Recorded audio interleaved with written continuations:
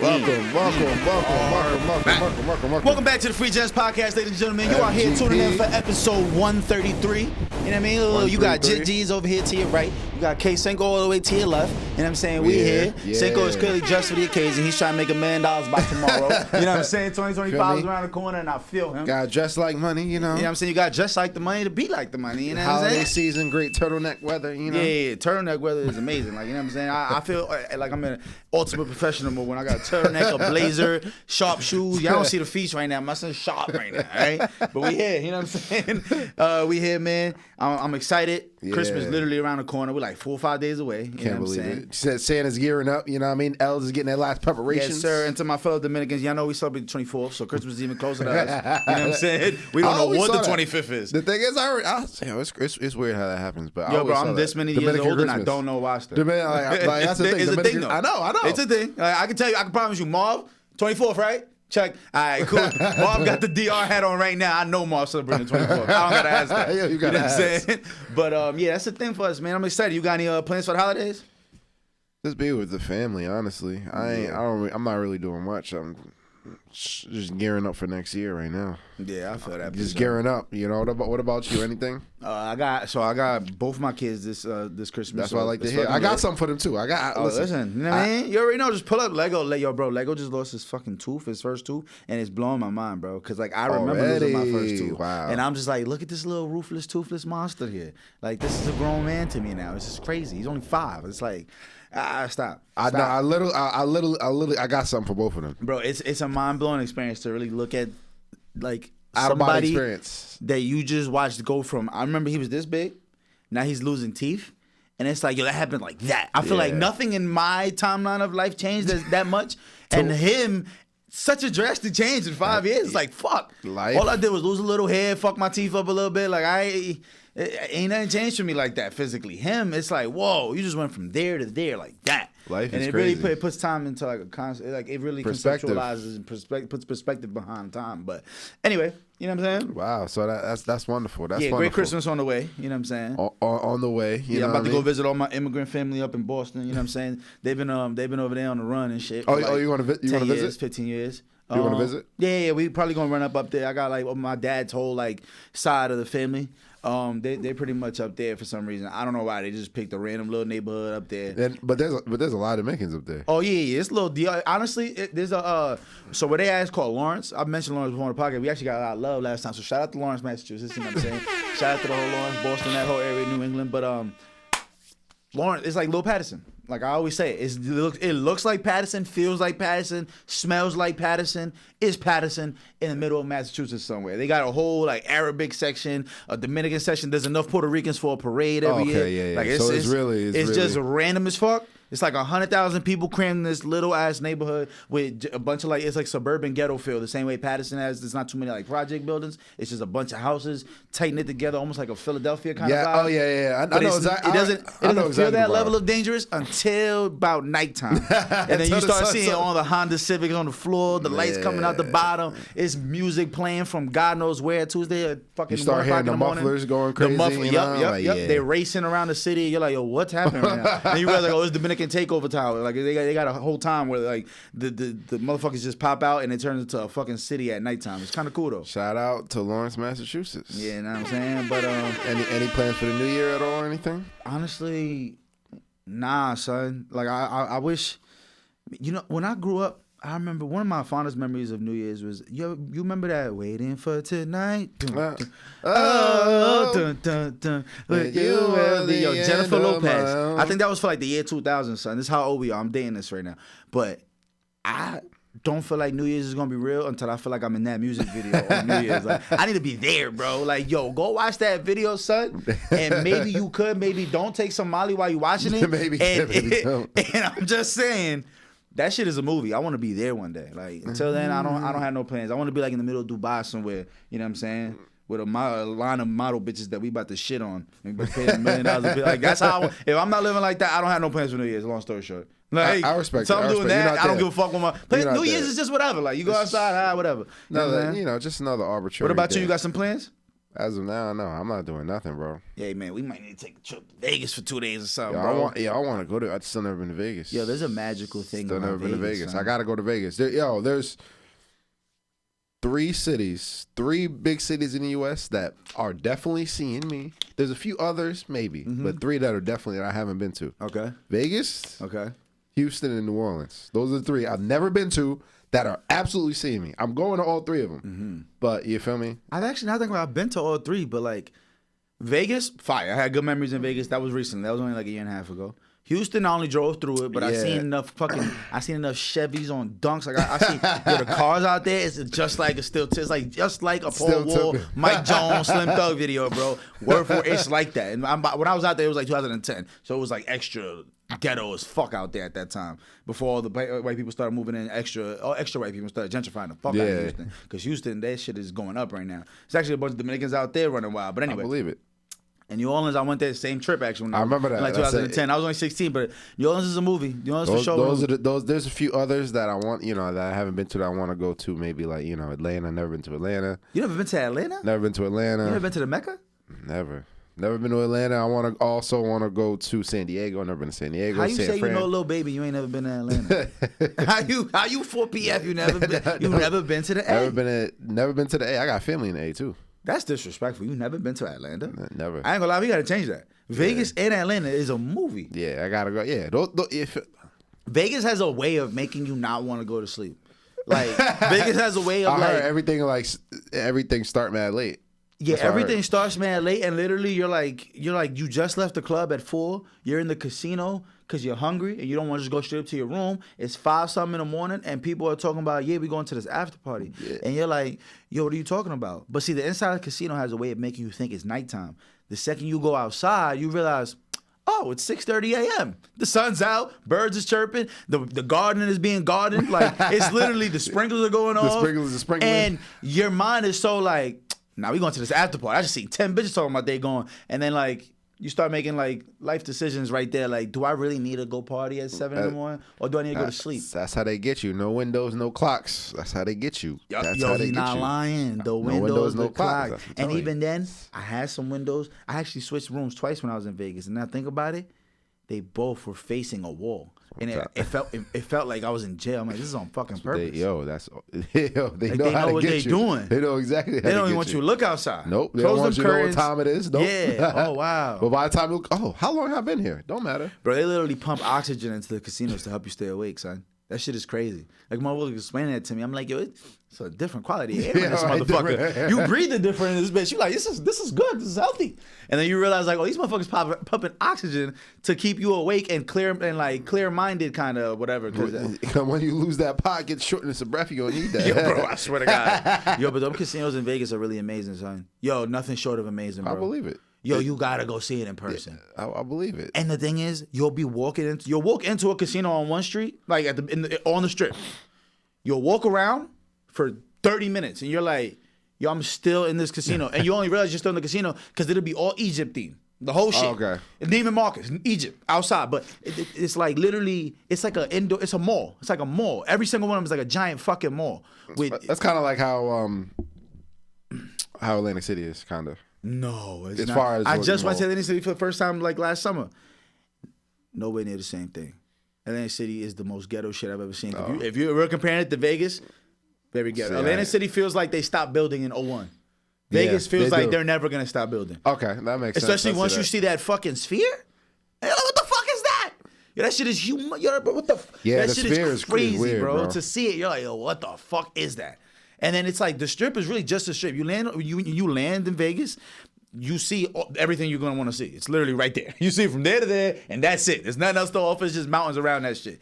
And the airport, it's like fucking 10 minutes away. Like they know exactly what they're doing. They know exactly. It's calculated. They're like, you're not word. So this shit is right there, and literally everything you're gonna see is in like a mile and a half strip.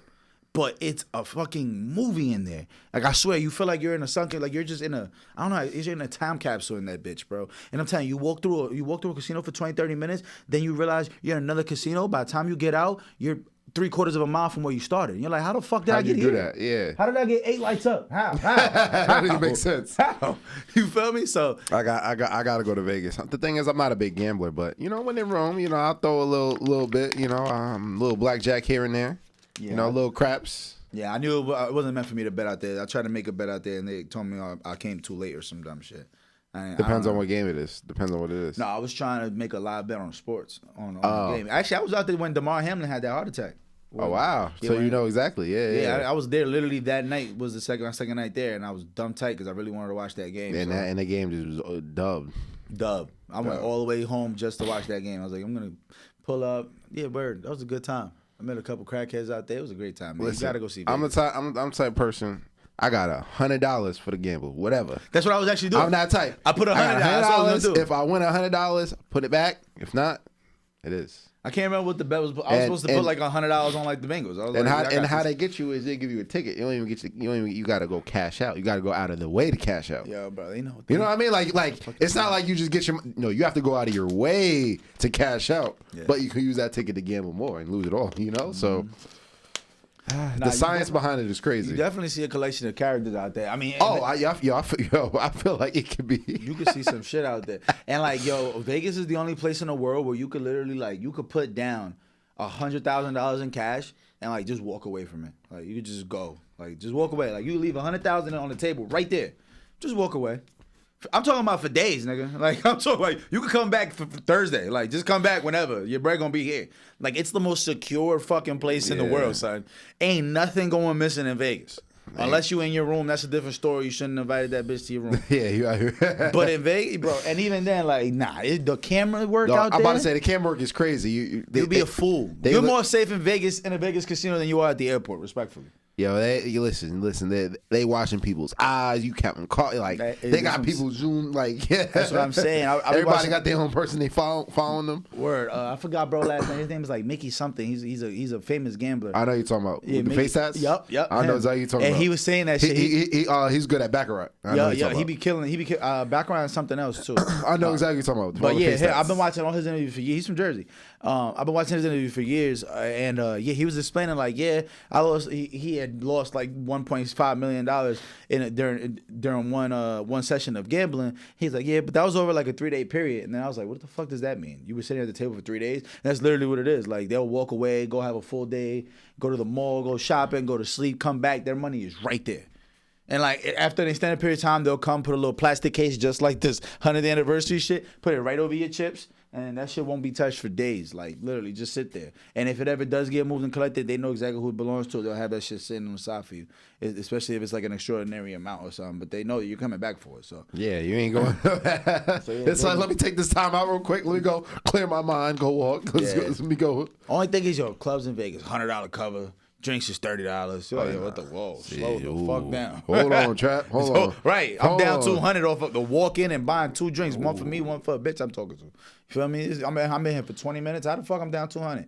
Feel me? That shit'll make you want to stop, slow down, get up out of there. You be like, I gotta go. Yeah. I'm gonna go to this comedy show for $30. I was having the time of my life. I'm one of those. Feel me? Comedy shows. I gotta go see a magic show. It's only right. I went into all that shit. I saw Penn and Teller. Oh, okay. Yeah. I'm outside. I was doing Vegas shit, man. I know. I'm outside. That's very I did Vegas. that, and I watched Michael Carbonaro from the Carbonaro Effect. Yup. He had a fire show out there. Nah. I ain't gonna lie, he's the Chico. Nah. He's really different. Nah, he's really different. He really sold his soul to the devil or something. Yo, bro. Nah, it doesn't make sense. Watching that shit in person will fuck you up even more. I promise you. The Carbonaro Effect. That's my. If you know, you know. True TV. Yeah. If you know, you know. True TV. You feel me? Facts.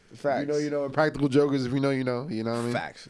Very New Jersey thing. Speaking of New Jersey, have you been seeing these drones? Have you been seeing anything about the Jersey drones? I haven't seen one, but I've been hearing about that shit, man. I don't know, man. What's going on? What you think? It got to be the government. Listen to me. I can't fly a kite in New York City without that shit getting shut down.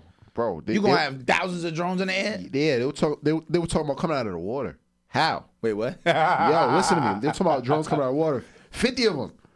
Like a swarm. Wait, it is a real story. Yes. They said drones came from out the water. Yes. Who saw the drones come from out the water? Witnesses, people, everybody. They had amphibious drones, A gang? government. Look, listen. Yeah, I ain't even know I knew that word. So I'm fucking playing with me. Amphibious. That means they go in the water and shit, something like that. I hope I used that correctly. But word. But they had the Department of Defense, Homeland Security, the Alphabet Boys. Yeah. They had their own drone to go up and follow one of the drones that was flying around. Followed it for a little bit, disappeared. Disappeared. That's disappeared. They don't know what's going on. Apparently, they don't know what's going on. Yo, America really be playing in front of our face, bro. Yo, what the fuck are they talking? They planning some shit in the background. I'm telling you, listen. Look, first Bitcoin hit 10K. Fucking now you got alien drones coming from the war, amphibious alien drones. Yep. Now you telling me the healthcare CEO gets boomed. I was about to they say. saying that the eyebrows don't match the eyebrows today. I don't know. They saying it wasn't him. What is going on? Jay-Z trying to get... They about to take Jay-Z. Kendrick got Lil Wayne Super Bowl. It's a lot happening in a matter of like a week. They're trying to hide some shit. Elon, I'm on to you, gang. You're doing some weird shit. Y'all controlling the media right now. They had the United Healthcare CEO. People started opening their eyes, and they're like, "Look, drones." Propaganda. I'm telling you, bro. Propaganda is real, son. If y'all don't understand propaganda, then just know that there used to be motherfuckers selling us aluminum helmets, son. They used to have kids wearing aluminum helmets in fucking classrooms in case there was a nuclear attack. They was telling niggas, yo, if there's a nuclear attack, here's a fucking blanket that'll stop the radiation. And here's an aluminum helmet. We're gonna take these drills and we're gonna practice what happens if we get a nuclear attack. You know how fucking stupid that is? If we get a nuclear attack, you're sizzled, you're cooked, it's over. The party's over. Okay? But America wanted to have people in fear, and it was like, yo, it's the 1940s. Fuck it. Let's just threaten people with this aluminum fucking with this bullshit and let's scare the people. It was no motherfucking threat. And nobody was coming back to clap at us after we dropped that bomb. Propaganda is you talking about propaganda is real. Propaganda is everything. That's what I'm saying, bro. I remember I mentioned they're trying before, to make us scared and make us like just they're selling us bullshit. Bullshit. The pandemic was real, but at the same time, was it? I don't know. I don't know no more, bro. Father propaganda, Edward Bernays. Remember how I went into that? Nah. Yeah, I remember you going into that, but shit, you could sprinkle that in. Edward Bernays, the father of propaganda. He is the one that made breakfast the most important meal of the day. Oh yeah. He got doctors to write this up to say that a hearty breakfast is more important is better for you than a regular breakfast. That's because I forgot which company wanted to sell more breakfast meats. Yeah, it's all it was that simple. Dixie cups is the same thing. Dixie cups is because of him. We use disposable cups. Before it's like, why would we do that when we can just wash a cup? Right.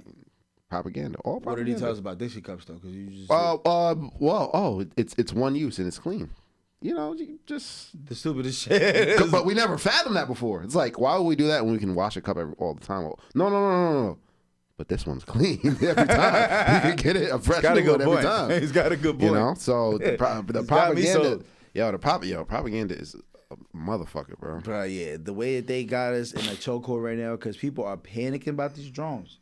And I, for one, do not think there's no way America don't know whose drones are. They said they don't know, and they said they don't know what's going. Bro, if I use this cell phone inside of a jail, they'll tell you, yo, there's an unauthorized cell phone inside that jail. You telling me these motherfuckers can't catch who the fuck's flying these drones? I know these drones got to be flown with some kind of signal. There's got to be something that's connecting that to something that's controlling that. But if they know how to find that. Time out. If you look at some of them, they don't even look like drones. It just looks like a bunch of lights. I'm telling you, it don't make no sense. Well, you gotta look at the footage. The distance, that's you gotta look at the footage, bro. It doesn't make sense. I could buy a $5 drone right now that's this big, and it'll dead fly in the air. I don't know. It probably won't get that high, but I don't know, man. And then China goes in front. They just had a drone show and broke the Guinness World Record with 10,000 drones they be in cheating. the air. Oh, they be cheating. The way they be programming drones and having the drone. That's like when drill rappers make a drill song about the motherfucker they just killed. Like, yo, we know who did it. They over there flying 10,000 drones at once. You blaming the commies now. I'm saying. If it ain't America itself, then we know who did it. Because they over there fronting. They over there. They're like, oh yeah, watch these drones. Right. They talking about smoking America pack, basically, about throwing 10,000 drones in the air. They flexing their drone powers. Look at what we could do. They're like, listen, your shores is not safe. Your shores is not safe. Literally. They're like, right. They just fronting on us right now. They're talking crazy. And I think it's blatant. I think that we're being played with in front of our face, son. What you mean you don't know whose drones these are, gang? Apparently they don't. They have more questions than answers. Apparently they don't think it's any foreign government entities. Bro, or the way that they would shoot that shit down so quick. They're trying to come up with a law about that. I thought there was laws about that, bro. I remember there being there's rules because I like shout out to Spuds. Spuds has had issues flying his drone in certain parts of New York because of that. He's like, these are no-fly zones. It'll tell him that on his drone app will literally tell him can't fly here. So how the fuck are they flying here? Listen, and I don't know if those were technically no-fly zones or nothing, but I'm telling you, they saw it when they were trying to intercept the signal, trying to follow it, and it vanished. vanished. Shit got stealth mode. I'm telling you, I'm not it went all stealthy on him. I'm telling you, that's mad scary. We don't know what's going on with these drones. We don't know who's behind these drones, but I'm telling you, right after everybody started waking up about the United Healthcare CEO's death, it's like, look at these drones. I'm just saying. Wait, drones. I seen they use that heat sensor to catch every motherfucker that ran from a helicopter in LA. You telling me they can't find the drone? You know the heat sensor. You can't hide from the heat sensor. You know what's funny? They the government drone that they were saying, they were like, yeah, this drone is different because it doesn't have any heat. It doesn't get off any heat. The government one didn't. But I don't know about the ones up there. I don't know about those. Oh, so that's his way of doing this stuff, Mo. Yeah. How it don't give off heat? Nah, we need to change subject because this is getting freaky. What you mean it don't give off heat? I'm assuming that it has something that cools it as it's giving off heat so it doesn't show up. I feel like that would produce a certain level of heat that should be able to be detected, but clearly that's way past my pay grade, and I can't. I don't know. We talking about government budgets. That's what we talking about here. Good point. You know what I mean? They had the cell phone 100 years before the cell phone. That's what I'm saying. Yeah, so that drone that they have, they have 10x that overseas in Iraq somewhere. You're right. You know what I mean? Like Japan got 1,000 next time. Good point. I forgot. Yeah, you forgot who we talking about. Yeah. We talking about right. What are we talking? They're living in 2125 right now. 2125. And we're just over here chilling on Zoom still. Nah. These motherfuckers teleporting already. Literally. Yeah, we're right impressed through the screen. We're impressed with FaceTime. Right through the screen. Right. This shit is insane. Anything we have, they already had it 400 times over. We already tested it. They already had models of it. That's a fact. Though. Like made up. That is a fact. The technology we have now, they probably had it now. Feel me? No, they did though. For real. Like the internet really has been around for forever now. Like not forever, but it's been around for a long time. Way before it was ever accessible by us, for sure. Oh, we used that shit the whole time. Absolutely. Yeah, man. Shit is insane. Man, they only tell us what they want us to know. Yeah, I mean we gonna see though, cause I mean I feel like there's gonna be some big news coming. It ain't gonna be no Jay-Z, no. There's gonna be some shit coming, son. I don't know, but also remember we're a couple weeks away from Trump getting into office, if I'm not mistaken. Yes, the inauguration is usually like that first, like the 19th. Yeah, like the 19th or something. It's usually within that first 2-3 weeks of the year. So we're less than a month away from inauguration. Have you been seeing what's been going on? No, I know you haven't been. Yeah. I was about to say, I pay attention to dumb shit like Blueface and them. Yeah, about this. Yeah, you haven't been seeing what's been going on in Congress and everything. Nah, talk to me. So Trump is right now he is trying to. Well, he's been having talks about destroying the United States Postal Service, USPS. Why he want to do that?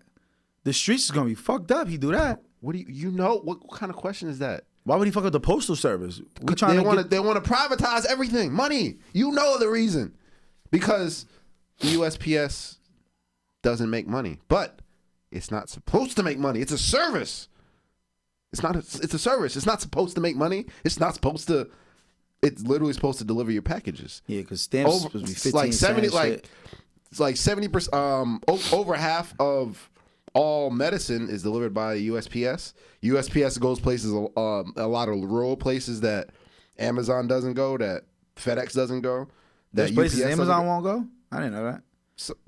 Amazon will literally send that drone to your shit. Like, what up? We here. There are certain places the privatized sector doesn't go that USPS has to go. But yeah. I mean, it makes sense. Yeah, especially like West Virginia and shit. So he had a meeting with Musk and Bezos. And come on now, it's the oligarchy at work, bro. Yeah, they on that shit. Okay, this explains the drones. Talk to me. But yeah, not only that, Congress, the Republicans right now are trying to shut down the government. They threatened the shutdown of the The government. Republicans are trying to shut down the government. Yes. All right, bet. They are the government. But Yeah. I'm just like, from my perspective, I'm like, I got to be dumb because I don't get that. They tried to pass a bill, like it always is, tax cuts for the rich, and part of the bill would take away a lot of government programs, so they want to reduce the deficit, but the government funding, the military budget would not be touched. The military budget would not be. Well, of course, we will never touch the military budget. No matter what happens, Social Security will go away. With that though. They will never. It will always go up. I think they should keep that. But basically, it was voted in Congress, and the bill got shut down, and now a lot of Republicans are tight and want to shut down the government, including Elon Musk and everybody. So. It's been a lot going on the last week or 2 weeks in government world, and all the oligarchs are oligarching. Before he already get in office, it's about to be. Hey man, do whatever you got to do, because I ain't gonna lie, I didn't even realize, like, yeah, you're right though. The post service is free. The most I ever paid was for some stamps. Yeah, and it's a service. And you do have to pay a certain, but even stamp that's a real like 1700s kind of way of payment. Like stamps are still like 10 cents. Yeah, I think that's the only thing in the world that's 10 cents. Like you can still get some shit done with 10 cents. It's crazy. Like when you really think about it, you could get a stamp for like a quarter. It is a service. I'm surprised that shit hasn't inflated to like $17 by now. And that's exactly what he's trying to get on. Yes, I respect they're trying to privatize it. Hey, I'm just saying, if every letter that was ever being sent all of a sudden costs like $1, that's a lot of fucking money we could be bringing in. He might be onto something. It's not, but it's not about money. Hey, that's the point. It clearly is though. But no. But I'm saying like, that's the thing about government. The government is supposed to be for the people. It's supposed to be in the best interest of the people. It's a dog. They're government entities that work and represent the people. Everything is not supposed to make money. Every institution is not supposed to make money because it's a service. It's supposed to serve the people. Now, we're in America. That's like if the police came to your door and then gave you a bill. Like, yes, okay, yes, privatize the police. Yes. Ding. Okay. Privatize police services, or privatize hospitals, or they did, or private prisons, which we have now, where people profit off of people being incarcerated. There are contracts that private prisons have with certain municipalities or certain cities where they have to have an 80% occupancy rate. Can you imagine that? They have to have? Yes, it's in their contract. Damn. Can you imagine that? So, I want to build a private prison in Philly, but the city of Philadelphia guarantees that my prison will be filled up at least 80% at all times. So, let's talk. So, can we talk about how it will play out amongst society? Yeah, I see exactly how the trickle-down effect could be. It's like, we need some more prisoners to put in these motherfuckers. And it's crazy because Philly has no shortage of prisoners. The first private prison was in the 80s. You make it seem like it was something old. The first private prisons were in the 80s. Started out in the 80s. Oh yeah. Bro, I want to go on a whole topic. I want to go on a whole topic about the private prison system and everything. Yeah, we definitely not right now. But what I'm saying is, when you treat the government like a business, which a lot of people do, it's bottom line. Anything that's not making money is cut. Social Security is not making enough money, cut. Public health is not making us money, privatize it. The public education system, they want to destroy the Department of Education, make it privatized. Everything, they want to privatize everything, which is a detriment to the people.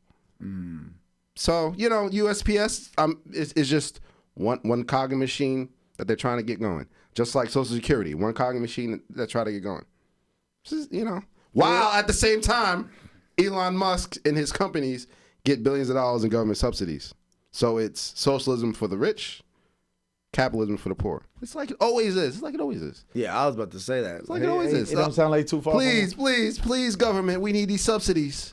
Damn. We need these bailouts. They playing Monopoly in front of our face. In front of our face. That's mad gangsta. It's only gonna get worse. I gotta get a seat at the table. That's how I be feeling. Bro, I need a seat at that table. Cause what the fuck? Yeah, man. So we'll see what happens with that. for the future. I mean, inauguration in a couple weeks. But I only wanted to bring that up because you talk about Elon Musk, and I'm like, did you hear what's currently been going on? Yeah. All the oligarchs, like remember when I did the whole spiel about oligarchical system, and I compared it to Russia, how they did it through communism, we're doing it through capitalism. It's the same thing. Yeah. Same thing. Different ways of doing it. Same end game. Same goal. Same thing. Damn. One thing I can say is that motherfucker Trump be really trying to change some shit. He'd be like, oh, y'all be here trying to make subtle changes and shit. Like, nah, I'm trying to fuck some shit up. We go remember the post office? Yeah, remember that thing we've been doing for like 400 years? Yeah, fuck that. Yeah, no. We do it new. It's a net negative. It's not supposed to make money. It's not supposed to make money. That's what government service is. It's supposed to serve the people. Hey, I'm just thinking though, for real, like just from a monetary stance, just look at this objectively though. If there's millions upon millions of letters that get sent out every year, who's sending most of them? I say like 90% is coming from corporations to people. I'm saying though, put it like this. I know what you're about to say, but on the average, on a yearly basis, how many letters do you send out? And then compare that to how many letters do you get in the mail on a weekly basis? I send out. I advertise for my business. That's true. I do send out letters. Okay. How many? I sent out mailers. You saw that. Ooh, that's a fact. Mailers. I just watched you have like 100 of them. That's what I'm saying. You send those out individually, one by one, or do you hand them out yourself? Like, do you just put them in people's doors? No, I mail them. I put stamps on them and I mail them. How much are those stamps? See, now we're getting to the bottom of this. Let's say I sell a house in an area, right? Mm-hmm. So what I'll do is I'll farm that area in a block radius, in a few blocks radius. So what I'll do is I'll sell a house on this block. I'll send out mailers around and say, look, I just sold this house right here. And then after I send a few of those out, I'll switch it from just sold to if you're looking to sell your house, so you want to know how much your house is worth. But I'll still use that. That's called farming in an area. So I send out stuff every month. So I do use. I send out stamps. See, I like this. I like this. So but it is part of your business. Yes. At that point. Correct. That's a business. Correct. So back to the average person.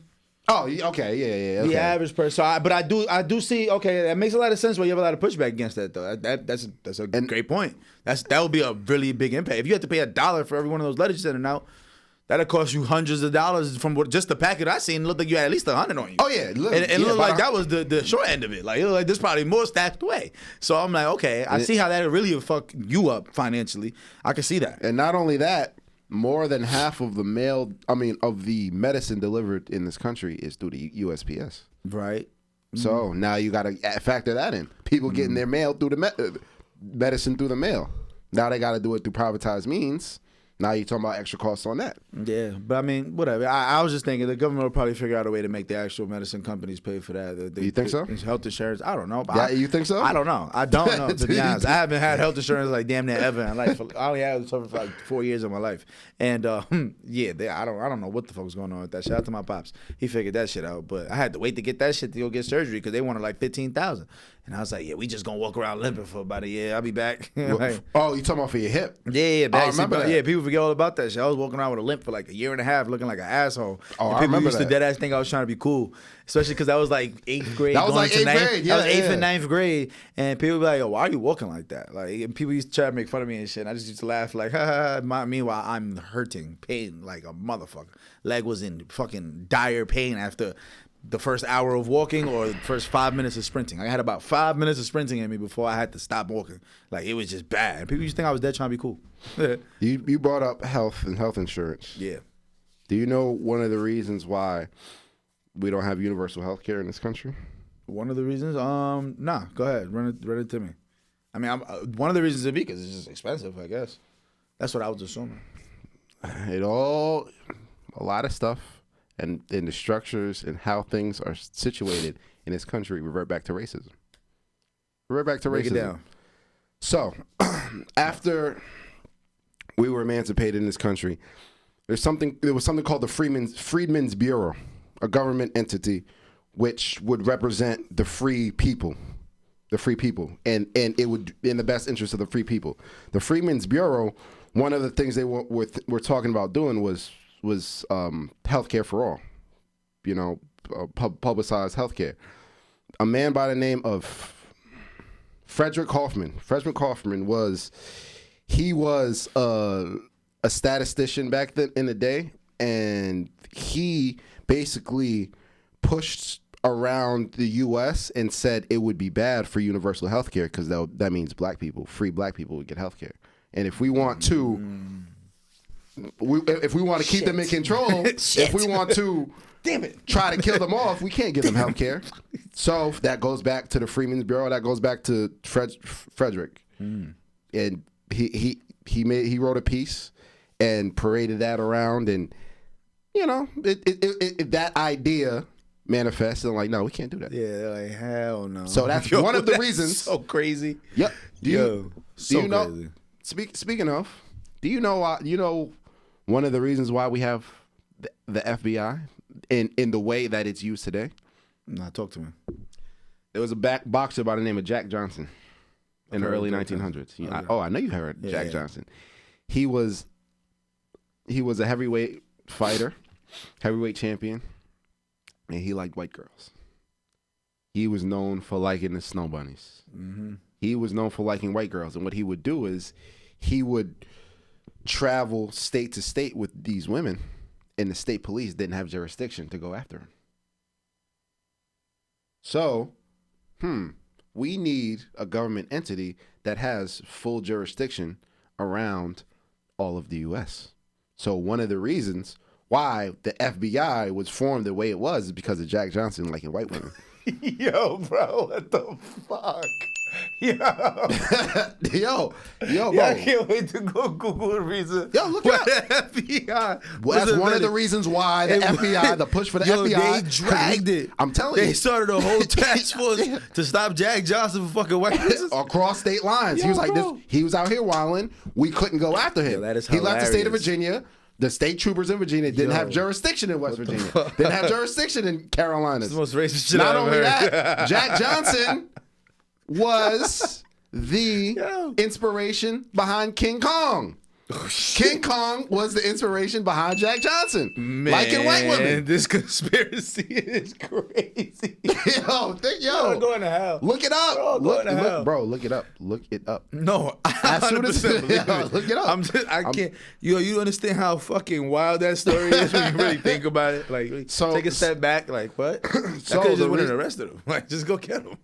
Break the law. White people didn't give a fuck about breaking the law back then. They don't care about it now. So King like, Kong, nah, we gotta go get this motherfucker. King Kong stealing a white woman and going on top of the Empire State Building. That idea came from Jack Johnson, liking white women. That's incredibly racist. It's all America. There's so much, and when you say stuff like this, it sounds like conspiracy. Yeah, right. But it's so entrenched and ingrained into society. Nah, that's real shit though. Right, real shit. I'm laughing, but it is real shit. Nah, that is a lot of stuff in this and on how the way this country functions has a root of racism. A lot of it. Nah, and those are fact. And those are two things I just named off the top of my head. Yeah, I was about to say that. I'm like, and that's the least of it, right? Because there's so many other things, man. I just wanted, that's funny. But yeah, Jack Johnson. Jack Johnson's and Freedmen's Bureau. Freedmen's Bureau was trying to do universal health care. Mm-hmm. They were like, no, we can't have you. Wait. Y'all was just enslaved and y'all want health care? And you know, black people used to have to go to they couldn't go to the dentist. They used to have to go to the vet. I actually have heard that before. Yeah, they had to go to the vet. Couldn't go to no dentist. You think this shit is sweet, bro? That's fucking crazy. They couldn't go to no dentist. They had to go to the vet. If they wanted to get their teeth checked. They weren't allowed to know. That's fucking wild. Yeah, bro. So that's fucking wild. So I don't know how we got here, but yeah, I was about to say now. In February, we're gonna do a Black History episode. We should do like every week. We should do like something that's like a really that's a really good, like a really intricate nuance that people don't know about. Like that Jack Johnson story. I can guarantee majority of our people listening to us don't know that. You know what I'm saying? I think that'd be dope though. I'll start planning that right now. Yeah, I think that'd be dope. Like that'd be really dope. 4 episodes back to back. We give it at least a good 10-20 minutes of just like, all right, deep dive. Let K Cinco go in and put us on to some fly shit that we don't know about. You know what I'm saying? I like that. Not necessarily fly shit, but like I love learning shit like that. So like when I hear shit like that, to me that's fly. Like, oh, I just learned some cool new shit that I can go tell somebody else. Like, yo, this is crazy. You know what I'm saying? They were like, oh, FBI. Yeah. Oh, they have unlimited jurisdiction everywhere. We got 5 weeks to Black History Month, so we're gonna do that. February is up. I'm on it. And shit, I do want to dive into. So I know you've been seeing the headlines. First I want to say congratulations to Travis Hunter. Oh yeah, absolutely. Gotta say congratulations, Travis Hunter. Deserved. Well deserved Heisman. You know what I'm saying? Well deserved. People don't know the Heisman Trophy is pretty much like the MVP of college football. The most prestigious but award in it is college the most football. prestigious award in football for real. Like outside of a Super Bowl ring, no, the Heisman is the like. You can ask NFL athletes, would you rather be an NFL MVP or a Heisman? They'll say Heisman. The Heisman. That's there's no NFL MVP commercials every year. That there's a club, a prestigious club for the NFL MVP. You want to have an NFL MVP? Congratulations, that is amazing, an amazing feat. But there's something about that Heisman. The Heisman is different. It's a different. It's an upper echelon. Like, and next year like a club. You're gonna be in the commercial with Barry and motherfucking everybody. Baker. Baker gonna be Kyler Murray. Johnny Manziel, Kyler Murray. Reggie Bush in a commercial. You got like that shit Desmond is so Howard, dope. Right, Desmond Howard. I love watching those Heisman commercials because it's like super dope to see that they still paying homage to the old heads. Yes, to the ones who came. Yes, I agree. Not the point. Point is, Travis Hunter wins the Heisman as the first two-way player since Charles Woodson to win the Heisman. And for people who don't know, man, what Travis Hunter has accomplished and what he did, put it like this: he played both sides of the ball, offense and football, which is unheard of at that high level. You know what I mean? And then he easily would be a top 3 pick as a wide receiver, top 5 pick as a wide receiver, and just as well a top 5 pick as a cornerback. Like either way it goes, he could be a top 5 pick right now, and it was inevitable that he was going to win the Heisman because everybody else was really good at one position. He was great at both. Like he's equally as valuable at both for real. So it's interesting to see he had an historic run. I believe he won like 94% of the votes for the Heisman this year. It was like 93 point something.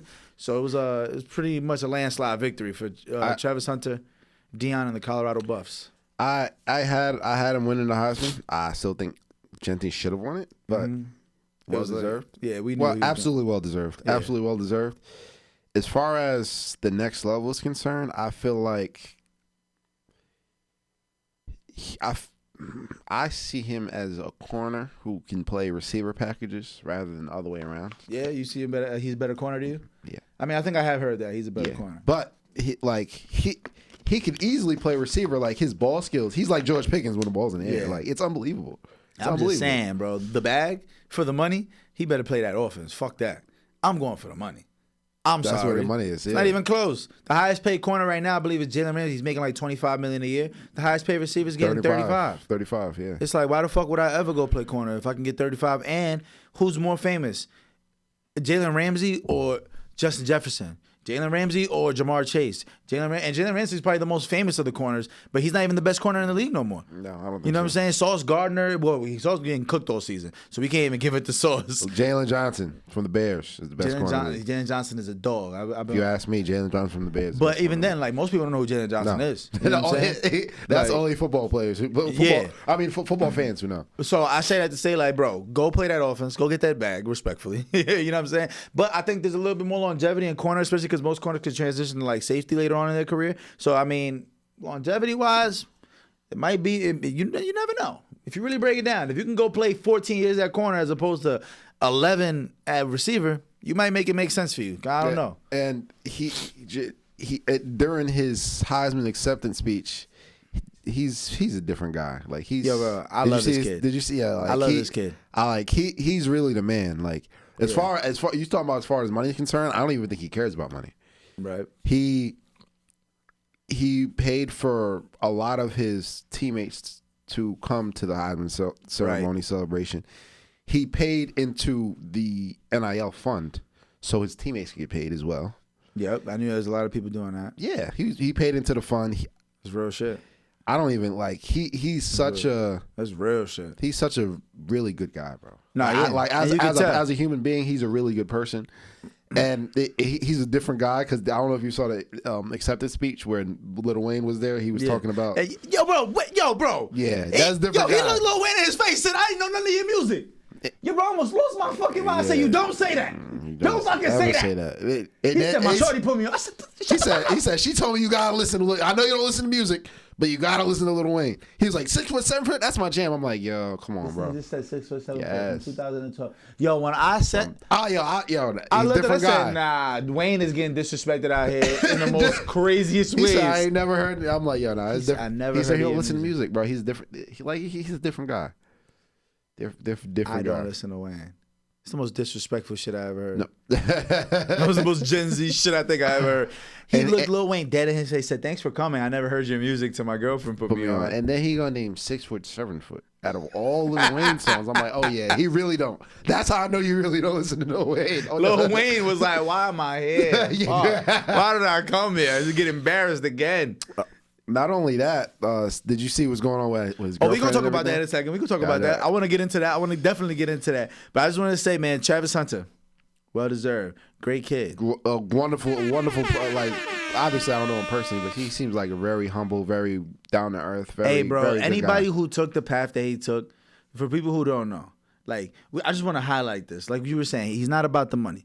Because he's not about the money, but he's been super smart because he's being led by one of the greatest leaders that we've seen in the sport of football in Deion Sanders. You know what I'm saying? Coach Prime, Deion, took his son, Shador, and his other son, Shiloh, and teamed them up with Travis Hunter, who was the #1 player in the nation coming out of high school. The #1 player in the nation. Meaning he could have went to any college in America, any college, the best schools, Alabama, none of that shit would have stopped him. He could have went anywhere.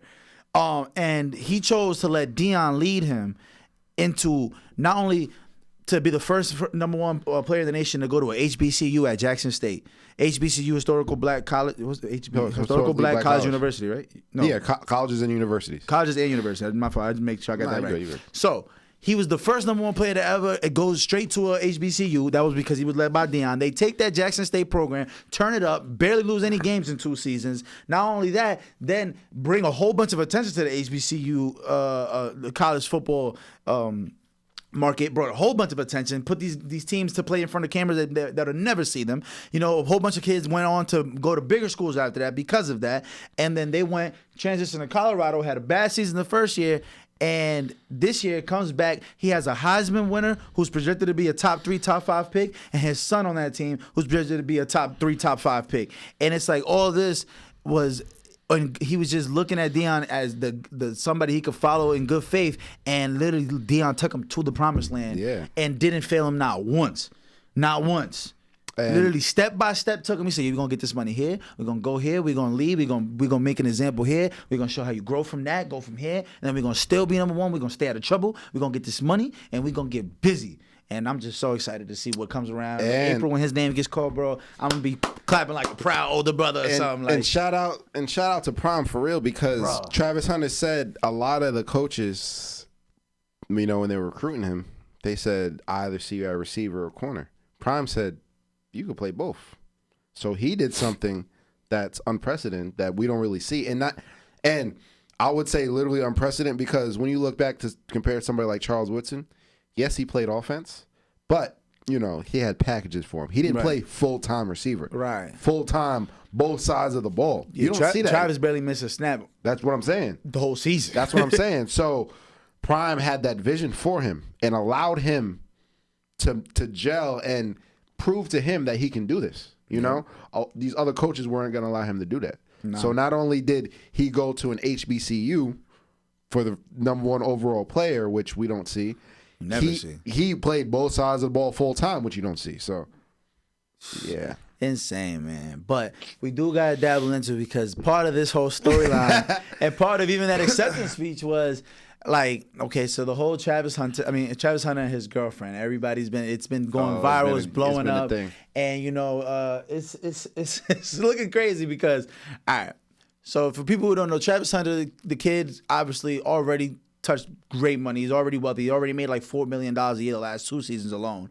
So he's well off, and now he's going to go get the biggest check of his life going into NFL. And a lot of people are blasting his girlfriend because it's starting to look like she's only with him for the money, and it feels like Travis Hunter is blind and can't see it, and he's fighting back against the whole world that's attacking his girlfriend. And I mean, for the most part, we just want the best for him. We just see it from a bird's eye view, like this don't look right. And the more and more that this progresses, the more the microscope is zooming in on his girl, and the more we're just dissecting every little video we got of them, every live they did, because they've been an online couple for the last 5 years. They've been together 5 years. Right, for the last 5 years, they've been a little online couple, and they've been doing their thing. So now the microscope's on them. And now the certain little things, like when the acceptance speech, when he gave up, everybody stood up. His girl was the only one still sitting down at the end of the speech. Like, and Dion literally had to tap her, like, yo, get the fuck up. Like, what are you doing, bitch? Get up. What are you doing? Like, this is about to be your husband, because they're engaged. They're engaged. This lets you fill you in on the mind of this young man. He's like 21, 22, already engaged, coming out of college. Been with this girl 5 years. His mind is like, I don't want nobody that wasn't with me before I got this popping. You know what I'm saying? I feel that. So, the microscope's on him. Not only that, there was. See, you said they were an online couple personality. Right. They've been dating online. There was videos coming out of the fact that she said he wasn't her type, that he was left in her DMs for months and stuff. He got friend zoned at first, and people, that people were saying that furthers the narrative of she's only with him because she doubled back, seen that blue check in her DM, and it was like, when did he get that blue check? And she was like, wait, who is this? And then she was like, oh, wait, huh? Feel me? Like, go get that bag, shorty. She know what the fuck she's doing. Listen, I just want him to be the best situation for him. And there was stories of him coming out saying that he never drank. He's not a drinker. Mm-hmm. That he would drop off at parties and just wait outside of the parties. That's mad creepy. For hours, sat outside in the car. I'm like, yo, bro, what are we doing, bro? Yo, bro, he's just a kid, bro. That's what I'm saying. And that's the sad part. What are we doing, bro? It's like she said that he's not his type, and then it's like, what happened? When did he become your type? When you found out he was gonna probably be a superstar NFL player one day, or like what happened? Like what changed your mind? What made him your type? You know what I'm saying? But not only that, there's like he went to an Adidas signing and he was doing the signing, and she's literally sitting there with an attitude. The whole video clip you see, and then she starts like saying something to him while he's literally doing a fan signing. He got these fans running up to him with a phone like, let's take this picture, and it's a signing. So this is what he's here for. It's not like he's just being swarmed at the mall. No. This is what he's here to do. He's getting paid to do this. And she's complaining like, are we gonna be here all day? Like, and apparently she was upset. She was upset of his interaction with some of the female fans. And everything. Bro. And the world's like, yeah, we don't. Everybody's just like, why is this girl acting like she don't got a superstar boyfriend? Like, she don't know what this is. Like, does she don't know what it is? And it's sad, man, because Travis don't see anything wrong with it. But then there's more stuff coming out, and the people are posting screenshots of while they've been together. She was under some NBA dude's pics and putting hard eyes emojis and then the emoji with the tongue out with the dollar sign on it, and yeah, word, yeah. Yo, bro, this getting bad. It's getting bad out there because the microscope is zeroing in, shorty. Delete all. Listen, shorty, abort mission. Secure the bag. Delete everything. Because motherfuckers is on your ducks, bro. It don't look good, bro. It does not look good. And I hate this because he seems like a really good kid, bro. And that's the problem. That's where he's gonna lose at being a good kid. He out here. Yeah, bro. So please, I just hope he gets that prenup, man. If he gets that prenup, he's for sure not getting a prenup. For sure not getting a prenup. Bro. No, he's not getting it. He's giving up half. He's giving up half. Listen to me. He's giving up half.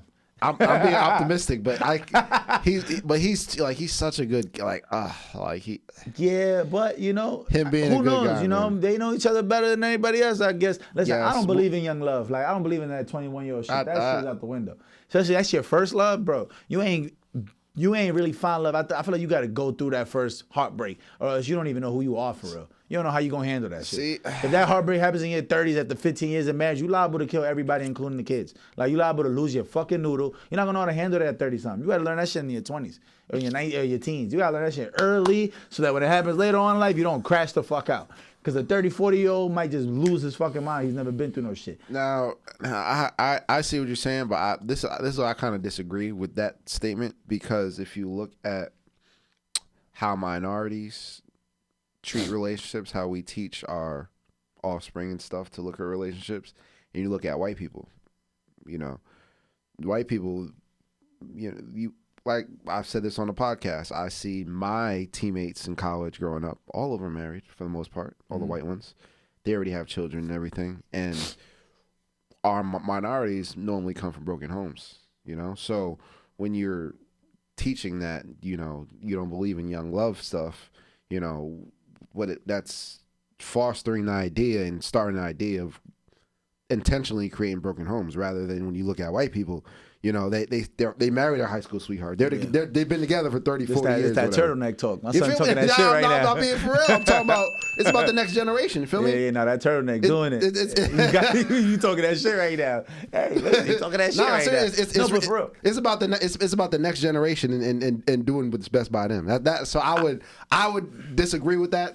As far as looking at the outlook of society, and we look at all the statistics and the crime statistics that follow that and everything. So you don't think it's important to go through a heartbreak at least one time before you get into a lifelong relationship with somebody? But I never said that. But that was the original No, but you said you don't believe in young love. That's what you just said. I did say that. I said that word for word. I said that word for word. Word for word. And I disagree with that statement. Okay, so I take that back. I don't believe in being able to be in love until you already been in love and got your heart broken. Okay, I see what you're saying. I'll take that back. Okay, that's what I meant to say. Okay. I don't believe in young love. I believe you need to get your heart broken at least once before you can ever be in a real long-term life relationship. I need a clarification. I'm glad that makes sense. Because you're right. What I said did sound fucking stupid. Because no, I'm just saying. When you look at other cultures and like I said, right. They come from two-parent households, and that fosters that understanding. That fosters, you're listening to all the other the negative statistics and outcomes that come. But I feel like when you get married to your first love, there's a reason why divorces are so high, such a high rate of divorces. It's like, yo, bro, you never been through no. You don't. Y'all are learning each other while learning yourselves. It's a very complicated situation you're going through when you're fucking been with somebody since 14 and 24. They're completely different people. It's because they didn't even know themselves 10 years ago when you met them. Y'all y'all haven't even had the chance to develop outside of yourselves because y'all been into this bubble this whole time. It's like, bro, you'll never know who you really are. You'll just settle with whatever makes sense while with this person instead of going for what would have made sense for just you yourself. You don't know what it is to think for just you yourself, and that might be fine. That might be good for you. That might be great. But if your marriage fails at 40, 50, 60, maybe I was right. You know what I'm saying? Even if it took 30, 40 years, maybe I was right. Because the whole point is to die together, right? So at the end of the day, if the shit failed, even if it's 30, 40 years later, maybe I was right. Yeah. Maybe I mean, because the chances are at this point, divorce rate is so high, I'm probably right. Yeah, but that's how I feel. Yeah, but you're looking at statistics, and I don't think you can go in a situation like that and look at the statistics. Also, just like you could say that about businesses. 97% of businesses fail. Nobody goes into starting a business saying, well, 97% chance of it failing. But that's why the prenup's important. That's what I don't disagree with the marriage, but I'm as far as protecting yourself for the long term. But I think that's the wrong mindset to go into something like that with. Nah, for sure. I'm just going off the base. You gotta go learn yourself before you can go get married to anybody. And I think that's more important. That's really what I'm trying to do. I'm glad you clarified that because I was pushing back on. You gotta know how you react to trauma, how you react to being mistreated, had to getting cheated on. You gotta know how that feels. If you don't know how that feels, bro, when that shit hits you in your 30s, 40s, and you go kill the kids, now you bugging. Now you bugged out. You shot everybody in the house and yourself. Now you on A&E. We got a crime documentary about you, gang, because you bugged out, because you've been with shorty since you 14, 44, you find out she been fucking the mailman.